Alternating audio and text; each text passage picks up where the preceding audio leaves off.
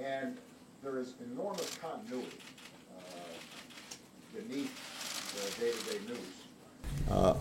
In my conversation with the President-elect, he expressed a great interest in maintaining our core strategic relationships.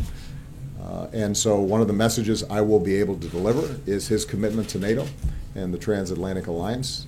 I think that's one of the most important functions I can serve at this stage during this trip, is to let them know that there is no weakening of resolve when it comes to America's commitment to maintaining a strong and robust NATO relationship, and a recognition that those alliances aren't just good for Europe, they're good for the United States, and they're vital for the world.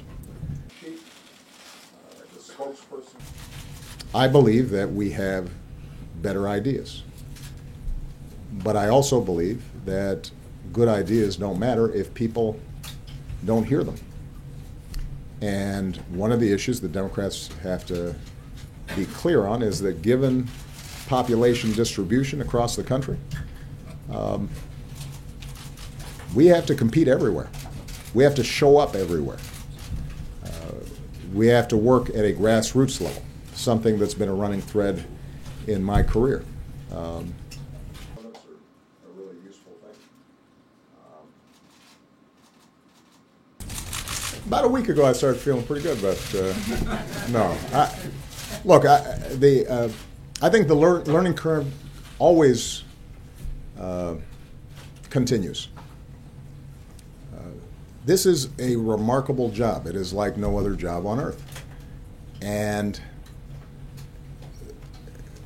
it is a constant flow of information and challenges and issues. That is truer now than it has ever been, partly because of the nature of information and the interconnection between regions of the world.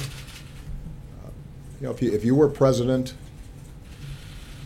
50 years ago, the tragedy in Syria might not even penetrate what the American people were thinking about on a day-to-day basis. Today, they're seeing vivid images of a child in the aftermath of a bombing.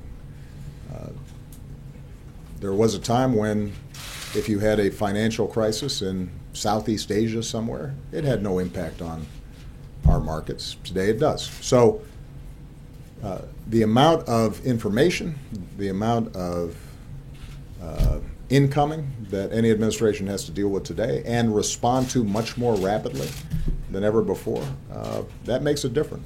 National Security Advisor, your White House counsel. It was a free-flowing and I think useful conversation. I hope it was. I tried to be as honest as I could about the things I think any president coming in needs to think about. And probably the most important point that I made was that how you staff, particularly your chief of staff, your national security advisor, your White House counsel, how you set up a process and a system to surface information, generate options for a president, understanding that ultimately the president's going to be the final decision maker, that's something that has to be attended to right away. By us, our alliances are in strong shape. But I emphasized to him that, look, in an election like this that was so hotly contested and so divided, gestures matter, and how he reaches out to groups that may not have supported him, how he signals his interest in their issues or concerns. I think those are the kinds of things that can set a tone that will help move things forward once he's actually taken office.